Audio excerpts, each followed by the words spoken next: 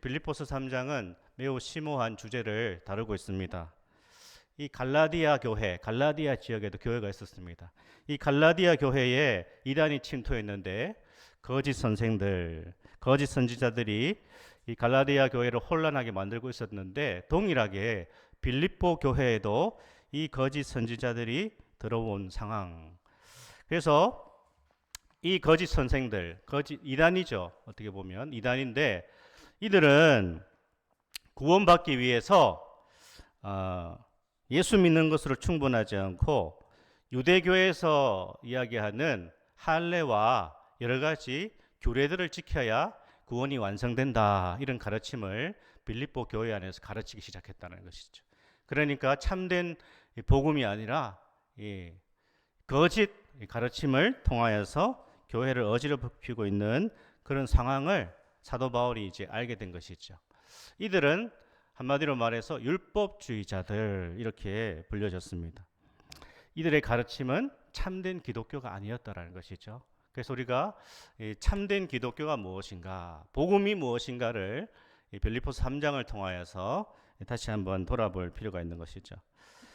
그래서 바울이 참된 성도와 참된 교회가, 기독교가 무엇인지를 알려주고 있습니다. 1절은 이렇게 시작했죠. 끝으로 나의 형제들아 주 안에서 기뻐하라. 이렇게 시작하고 있습니다. 끝으로. 이상하죠? 빌립보서 3장이 끝이 아니잖아요. 빌립보서가 몇 장으로 되어 있죠? 몇 장입니까? 4장으로 되어 있잖아요. 이걸 찾아보셔야 됩니까? 빌립보서는 4장이 끝이죠. 근데 3장에서 끝으로 이렇게 시작을 했어요.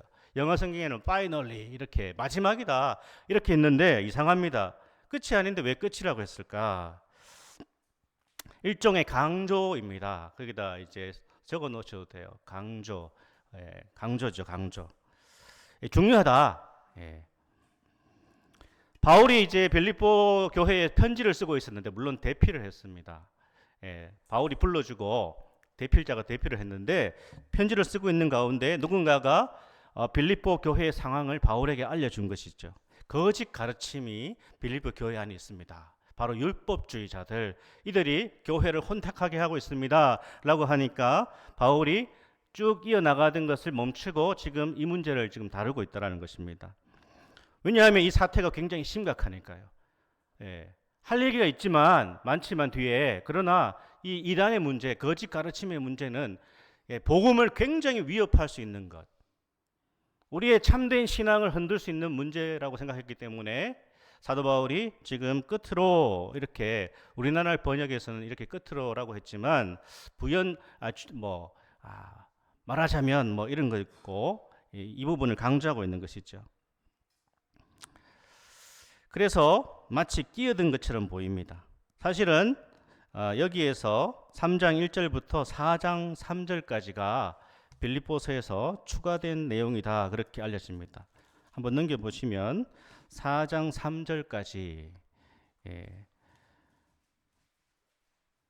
내용이 중간에 들어갔다는 얘기죠. 그리고 4장 4절에서 주 안에서 항상 기뻐하라 이렇게 가는 것이죠. 1절 하반절에 뭐라고 하죠? 너희에게 같은 말을 쓰는 것이 내게는 수고로움이 없고 너희에게는 안전하니라 이렇게 말씀하고 있습니다. 이 말을 또 꺼내는 것이 어쩌면 번거로운 일이고 또 듣기 싫을 수도 있다. 계속 하는 말 또 하는 것일 수도 있다. 하지만 중요하다. 이런 의미를 가지고 있습니다. 그래서 같은 말을 쓰는 것이 내게는 수고롭지 않다. 너에게 안전하다. 마치 이런 거죠. 부모들이 어린 자녀들이 이제 학교 갈 때 또는 밖에 나갈 때에 항상 얘기하잖아요. 뭐라고 합니까? 차 조심해라. 늘 차 조심해라 하지 않습니까? 애들 입장에서는 했던 얘기 계속 하는 거죠. 차 조심해. 오토바이 조심하고 길 건널 때는 항상 신호등을 확인해야 돼. 이 부모들이 늘 하는 얘기 아닙니까? 아이들한테. 왜요? 중요하기 때문에. 차가 오는지 잘 살펴보고 길을 건널 때는 손을 들고 건너. 이렇게 계속 얘기하지 않습니까? 어린 아이들은 건성으로 대답하지만 부모 마음은 그렇지 않죠. 그래서 여러 번 얘기합니다. 여러 번 계속해서 반복해서. 왜냐하면 사소해 보이지만 잘못하면 큰일 날 수 있기 때문에 그렇죠. 이 문제가 뭐 그렇게 중요한 건가? 이렇게 생각할 수 있지만 바울은 이게 교회 안에 침투했을 때에 교회가 큰 위기를 맞이할 수 있다. 복음의 그 능력이 사라질 수 있다라는 것을 너무너무 잘 알고 있었기 때문에 계속해서 강조하면서 얘기하는 것이죠. 기도하십시오.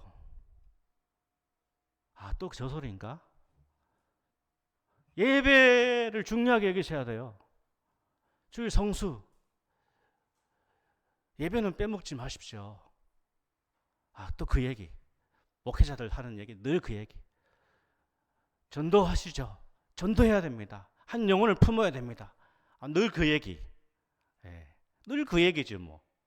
하나님의 말씀 들으면, 설교 들으면, 기도해야 됩니다. 믿음으로 살아야 됩니다. 예배해야 됩니다. 우리가 주님께 충성해야 되고, 복음을 증거해야 됩니다. 늘 그 소리라고 생각할 수 있지만, 너무너무 중요한 것이죠. 이건 딱 한 번 할 수 없는 얘기입니다. 정말 우리가 믿음으로 살아야 되고 하나님의 나라를 위해서 우리의 삶의 우선순위를 항상 점검하세요 라고 하는 것이 누군가에게는 귀찮게 얘기해 줄 수도 있고 누군가에게는 지겨운 얘기로 들려질 수도 있습니다. 그러나 귀에 딱지가 않도록 우리 전도합시다. 태신자 작정합시다. 이번에 새생명 축제에 1년에 한 번 하는 이 전도잔치에 우리가 품는 영혼들 위해서 기도하고 초청합시다.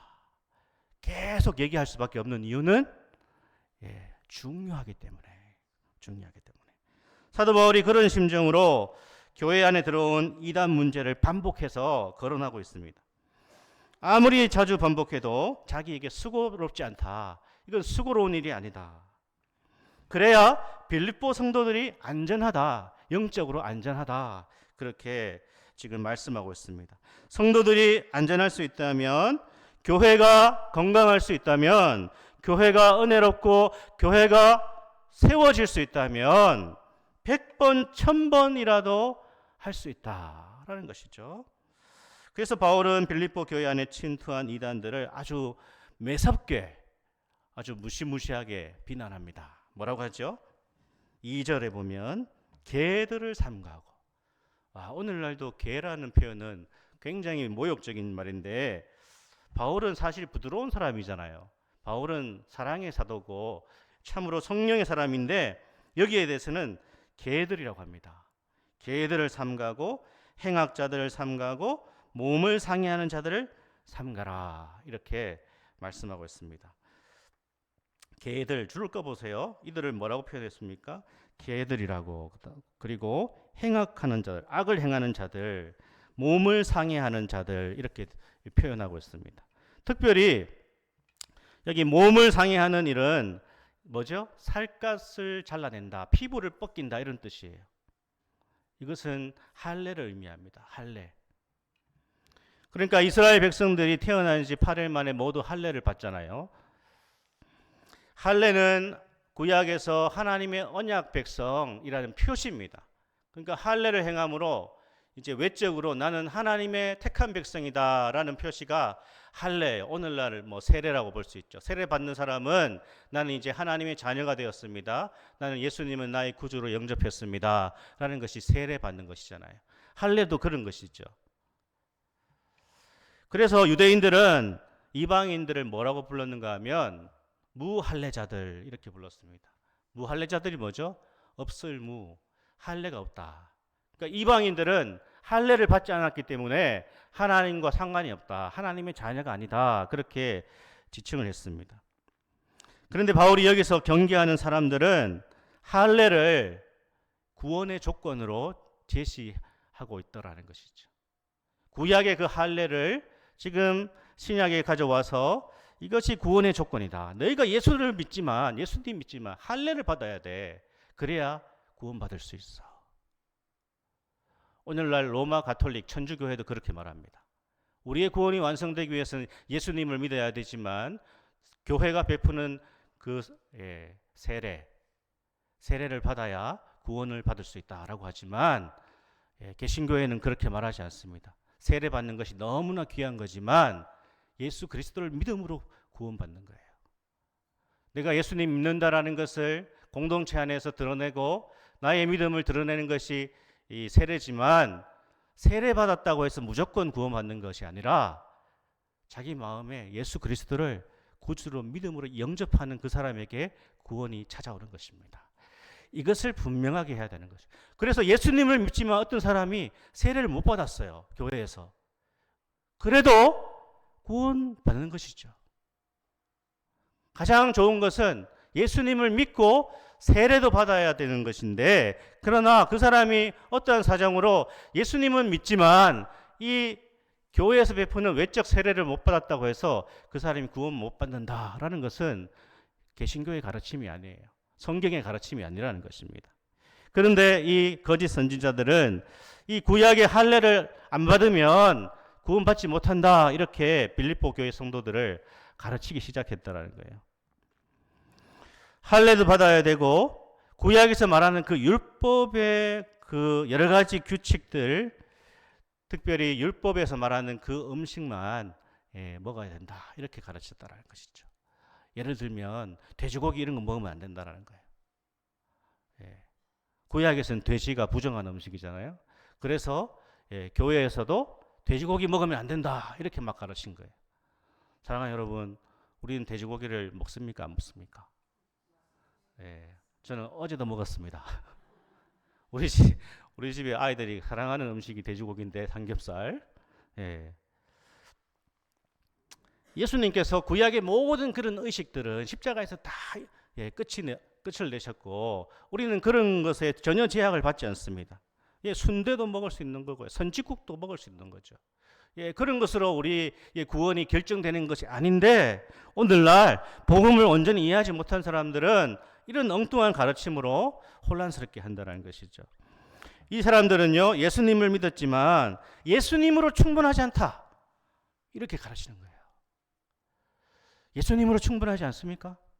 우리의 구원은 예수님으로 충분합니다. 그래서 오직 예수입니다. 나의 구원은 오직 예수님을 믿음으로 성취되는 것이죠. 우리는 이런 질문을 할 수 있죠. 아니, 예수님 믿어야 하고 또 율법을 지켜야 한다는 것이 뭐가 문제인가요? 우리도 예수님 믿고 말씀 지키면서 살아가는 것 아닙니까? 이게 뭐가 문제죠? 뭐가 틀렸죠? 라고 물어볼 수 있습니다. 그런데 비슷한 것 같지만 이것은 굉장히 다르다는 것이죠.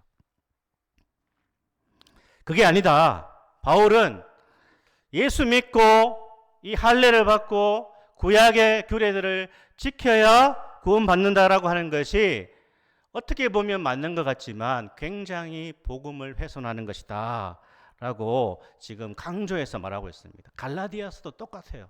갈라디아서도 같이 읽어보면 이 문제가 같이 나옵니다. 구원이 오직 하나님의 은혜로 주어진다. 이것이 참된 기독교라는 것입니다.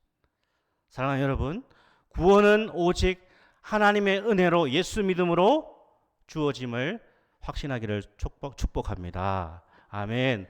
구원은요, 오직 예수 믿음으로 하나님의 은혜로 우리가 구원받는 것이죠. 그것이 복음의 핵심이라는 거예요. 그래서 이 초점은요, 구원을 받기 위해서 내가 예수님을 믿는다, 여기에 초점이 있는 것이 아니고 구원을 위해서 하나님이 나에게 하신 일이 무엇인가, 여기에 초점이 있는 거예요. 내가 믿는다라는 것은 나에게 초점이 있는 것이고 하나님이 나를 위해서 하신 일은 하나님께 초점이 있는 거예요. 그래서 모든 기독교의 이 핵심은 하나님으로부터 출발하는 거예요. 나에게서 출발하는 것이 아니에요. 그래서 우리는 오직 하나님의 은혜로 예수 믿음으로 우리의 구원이 완성됨을 믿는 것이죠. 그래서 예수님은 우리의 구원을 위해서 모든 것을 하셨다는 거예요. 예수님이 모든 것을 이루셨다는 거예요. 예수 믿으면요, 그 즉시 구원의 백성이 되는 거예요. 믿으시죠? 아멘입니다. 행위로 구원받는 것이 아니에요. 교회에 와가지고 그렇듯한 삶을 살아야 내가 구원이 완성되는 것이 아니고 예수님을 나의 구주로 영접하는 즉시 구원이 나에게 선물로 주어진다는 거예요. 이게 기독교와 여타 종교가 다른 거예요. 기독교는 오직 은혜로 믿음으로 구원받는다라고 그렇게 말씀하고 있는 것입니다. 여기에는 부족함이 없다라는 거예요. 여기에는 조금도 부족함이 없는 겁니다. 우리는 예수님을 믿음으로 구원받고 여기에 덧붙여야 될 것이 없다라는 거예요. 덧붙여야 될 것이. 그러나 이 거짓 선생들이 어떻게 해요? 예수님 믿는 믿음의 율법을 지켜야지 구원이 완성된다라고 가르쳤다라는 것입니다. 그래서 심각하다는 거예요. 왜? 예수님으로 충분하지 않다라고 가르치기 때문에. 예수님으로 충분하지 않고 인간이 무언가를 해야 구원이 완성된다라고 하는 것은 복음을 훼손하는 것이고 기독교의 핵심이 아니다 라고 말하는 거예요. 그래서 우리가 진정한 자유가 주어졌다는 게 뭐죠? 예수님의 은혜로 내가 구원의 백성이 되었다는 거예요. 그래서 우리는 이 구원의 문제에 있어서 염려하지 않아도 된다는 것입니다. 왜 염려합니까? 내가 구원을 완성해야 된다고 생각하니까. 아이고 저는 부족해서 하나님이 저를 구원해 주실지 내가 천국 들어갈지 잘 모르겠어요. 신앙생활을 똑바로 안 했거든요. 그런 어떠한 자기의 어떤 반성은 필요하겠지만 그러나 그것은 복음을 깊이 깨닫지 못한 거예요. 사랑하는 여러분, 오직 은혜로 구원의 백성이 되었음을 확신할 수 있기를 축복합니다. 아멘. 이 구원에다가 사람의 공로와 노력과 헌신을 덧붙여서 구원이 완성됐다라고 하는 것은 마치 이런 거죠. 제가 그림을 하나 준비했는데 빈센트 반 고호가 그린 이제 그림인데요. 이 그림을 보신 분도 우리 성도님도 있었을 것 같은데 이 가셰 박사의 초상이라고 하는 빈센트 반 고호의 그림입니다.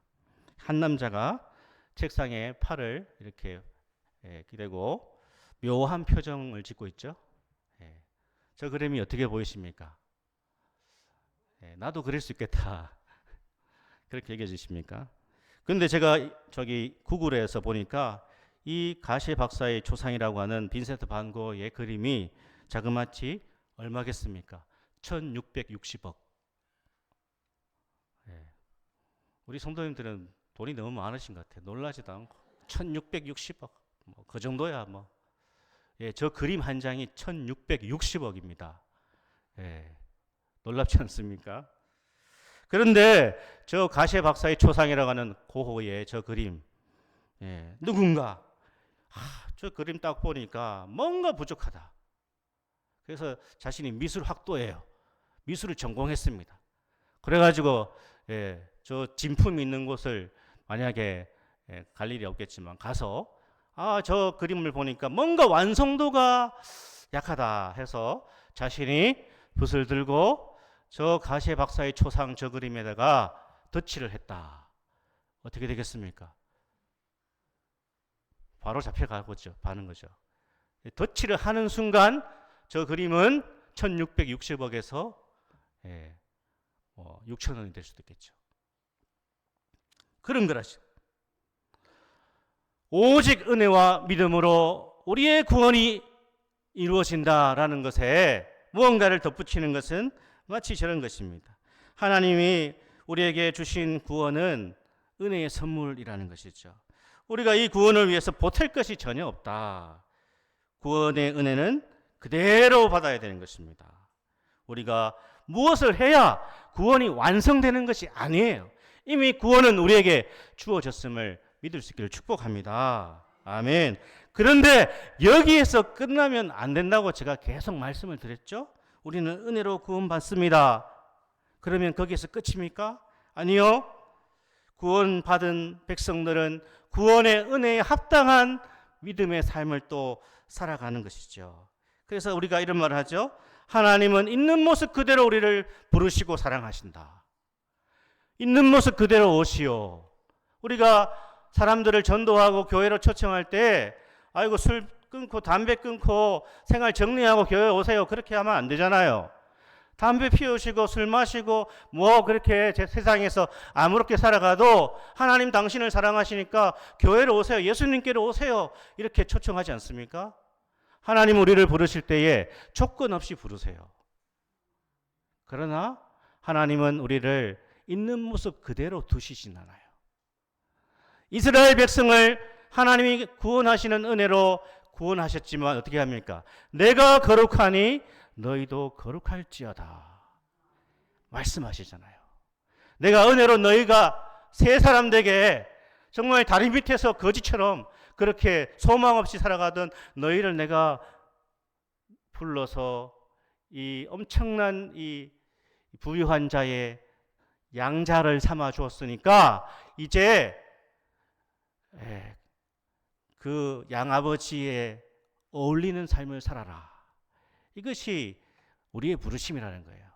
그래서 믿음을 가진 백성들은 오직 은혜로 구원받아 하나님의 백성이 되었는데 이제 하나님의 백성된 하나님의 자녀들은 하나님 아버지를 닮아가야 된다는 것이죠. 이것이 참된 기독교라는 거예요. 이것이 진정한 할례파다라고 말씀하고 있습니다. 그래서 3절을 우리 같이 한번 읽겠습니다. 3절 시작. 하나님의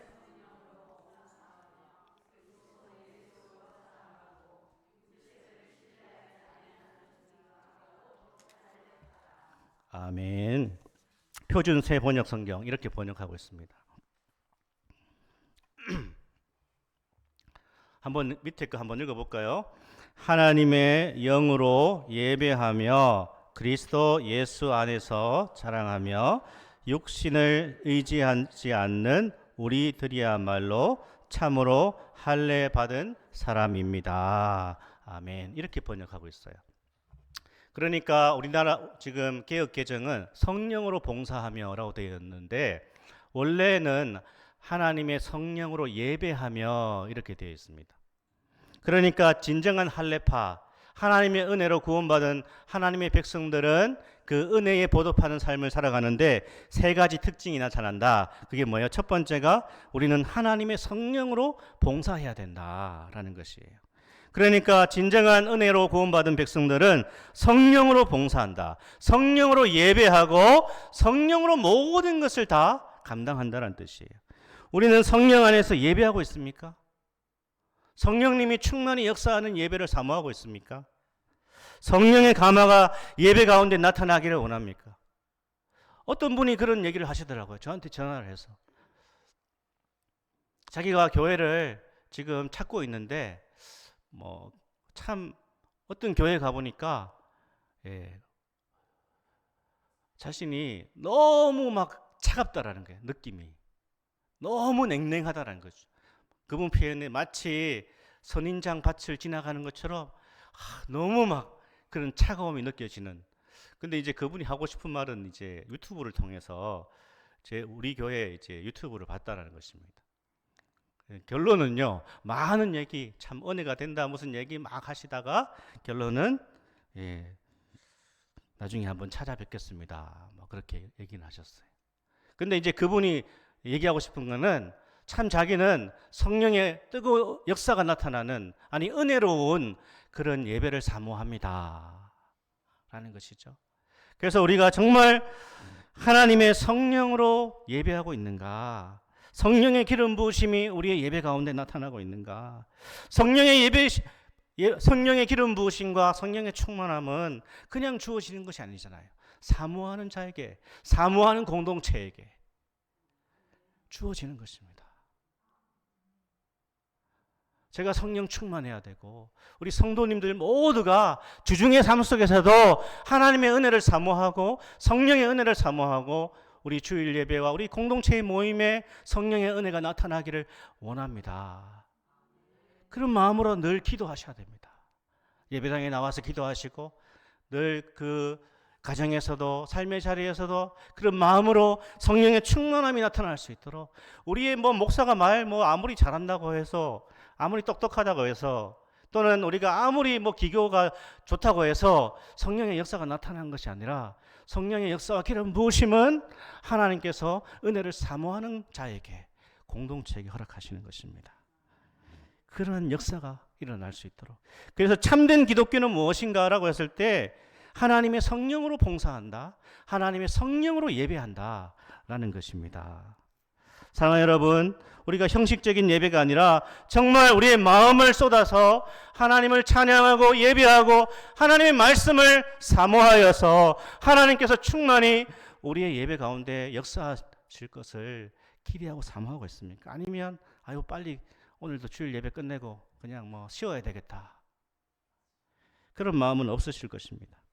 내가 정말 교회를 봉사하고 섬기는데요, 사람에게 인정받기 위한 것이 아니라 하나님의 은혜에 감사해서 나를 구원하신, 조건 없이 나를 받아주신 하나님의 은혜가 너무 감사해서 내가 섬기고 있는지, 아니면 참 사람한테 인정받고 또는 누군가의 경쟁심에서 내가 교회 봉사를 하고 있는지, 이것이 너무나 중요하다는 것입니다.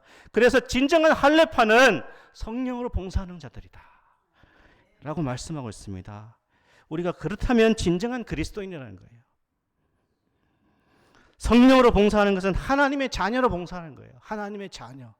내가 하나님의 자녀 되었습니다. 그래서 하나님의 은혜가 너무 감사합니다. 그래서 자녀됨으로 하나님 아버지를 기쁘시게 하는 거예요.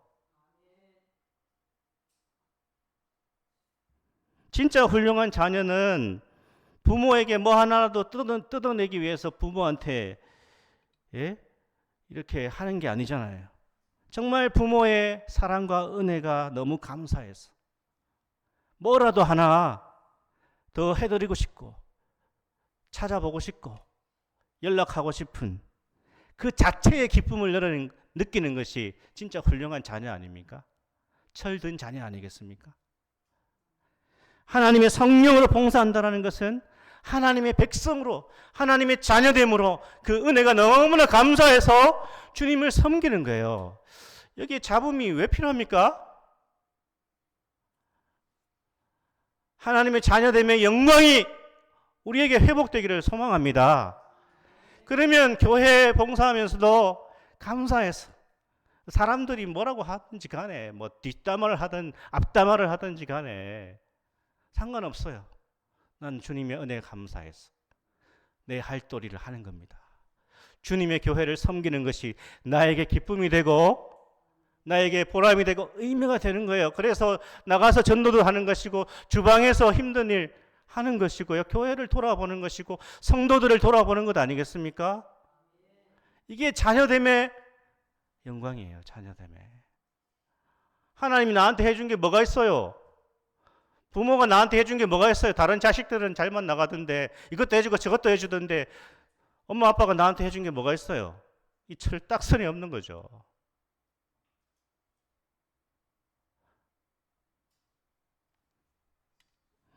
성령으로 봉사하라.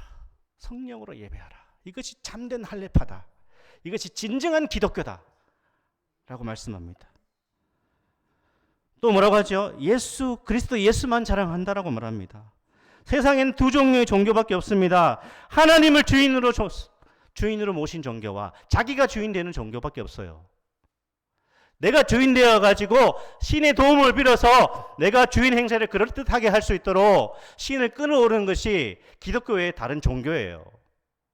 그러나 기독교는 내가 주인이 아니라 주님이 주인 되시는, 이것이 기독교예요. 기독교. 내가 주인 삼은 모든 것을 내려놓고 내 마음의 왕자와 내 인생의 모든 중심에서 내가 내려가서 예수님이 나의 삶의 중심에 그 자리에 앉으셔서 주인이 되시는 것, 이것이 기독교입니다. 두 개밖에 없어요. 세상에는. 그래서 기독교는 내가 더 나은 존재가 되어야 구원받는다는 것이 아니죠. 이것이 바로 바울이 말하는 율법주의라는 거예요. 그러나 기독교를 제외한 모든 종교는 율법주의예요. 내가 공로를 쌓아야 되고 내가 뭔가를 해야지 신의 마음을 움직이고 그래야 내가 구원받을 수 있다라는 거예요. 그래서 은혜로 구원받고 은혜로 신앙생활하고 은혜로 살아가는 자는 자기 자랑이 없다라는 거예요. 왜? 모든 것이 은혜니까 그리스도 예수로만 자랑한다는 거예요. 돈 좀 있습니까? 잘 나갑니까? 힘이 있습니까? 내가 명예가 있습니까? 나 인맥이 좋습니까? 그런 거 진정한 그리스도인의 자랑이 될 수가 없어요. 그런 걸로 자랑하려고 시도하는 것이 바울이 오늘 말하는 것처럼 어리석은 것이다. 노골적으로 그것은 개들이다. 심각한 지적 아닙니까? 반대로요. 이런 것이 없어요. 돈이 좀 없어요. 힘이 없어요. 세상에서. 명예도 없어요. 그래서 자괴감에 빠져 있습니다. 우울합니다. 신앙생활이고 뭐고 하기 싫습니다. 이것도 어리석은 거라는 거예요. 우리는 그리스도 예수로만 자랑하는 하나님의 백성, 참된 할례파임을 믿으시기를 축복합니다. 마지막으로 볼까요? 그리스도 예수의 참된 할례파는 육체를 신뢰하지 않는다. 세상 사람들이 자랑하는 것을 가지고 똑같이 교만하거나 열등감에 사로잡히지 않는다. 육체를 신뢰한다라고 했습니다. 여기에 육체, 사르스라고 하는 헬라어는 뭐죠? 우리가 가진 모든 것이, 인간적인 모든 것, 우리가 가진 돈과 건강과 권력과 명예와 사람 모든 것을 육체라고 볼 수 있는 거예요. 이런 것을 여전히 의지하고 사는 것이 바로 육체를 신뢰하는 것이다. 그래서 육체를 신뢰하는 사람은 성령으로 봉사하지 못하고요, 예수님을 자랑할 수 없다라는 것입니다. 그래서 신앙생활에 참된 기쁨이 없습니다. 쉽게 우울해지고 쉽게 열등감에 빠지고 쉽게 교만해질 수 있습니다. 이 모든 것이 육체를 신뢰하는 거예요. 아고스티누스, 제가 너무나 좋아하고 사랑하는 교부인데요, 이 사람의 글을 한번 읽어드리겠습니다. 눈으로 한번 따라와 보세요. 오 주님, 당신을 외면하는 것은 넘어지는 것이고 당신을 향하는 것은 일어나는 것입니다. 당신 안에 서는 것은 영원히 머무는 것입니다. 예수 그리스도 우리 주님을 통해 모든 일 가운데서 우리를 도와주시고 모든 혼란 가운데서 우리를 인도하시며 모든 슬픔 가운데서 평안을 허락하소서. 아멘. 바울은 빌립보서 4장 13절에 말합니다. 내게 능력 주시는 자 안에서 내가 모든 것을 할 수 있습니다. 강조가 뭐예요? 할 수 있다가 아니라 내게 능력 주시는 자 안에서. 내게 능력 주시는 자 안에 있을 때 우리는 기뻐할 수 있습니다. 주 안에 있을 때 우리는 분쟁과 다툼을 피할 수 있습니다. 주 안에 있을 때 교회를 유익하게 할 수 있습니다.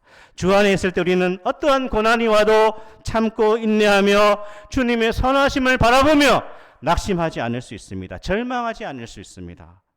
잠시 넘어져도 다시 일어날 수 있는 비결은 우리가 주 안에서 있을 때, 내게 능력 주시는 자 안에 있을 때 우리는 연약하고 흔들리지만 가장 견고한 반석이신 우리의 힘과 지혜와 능력이 되시는 그 주님을 신뢰하고 우리는 일어설 수 있는 것입니다. 사랑하는 여러분, 우리 모두가 진정한 할례파, 참된 그리스도인 되기를 소망합니다. 성령으로 봉사하시고 예수님만 자랑하시고 육체를 신뢰하지 않는 사람, 바로 진정한 할례파라고 말씀하십니다. 이 정체성을 확인하실 때 우리는 기뻐할 수 있습니다. 주 안에서 기뻐할 수 있습니다. 이 세상에서 누릴 수 없는 진정한 기쁨과 진정한 만족과 진정한 평안을 누리고 살아가는 것이 기독교의 본질입니다. 이것이 기독교의 영광입니다. 이 은혜가 있기를 축복합니다.